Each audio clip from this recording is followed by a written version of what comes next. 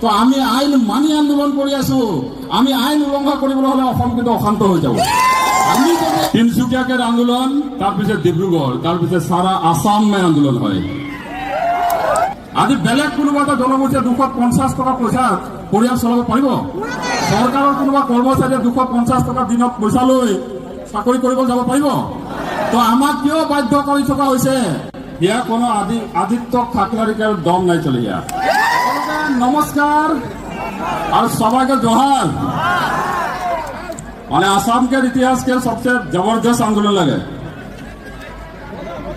8 अक्टूबर तिनसुकिया, आज डिब्रुगढ़। एसटी के आंदोलन 30 साल से साय बागान के लोग, यहाँ के आदिवासी लोग 30 साल से एसटी के आंदोलन चलिए है।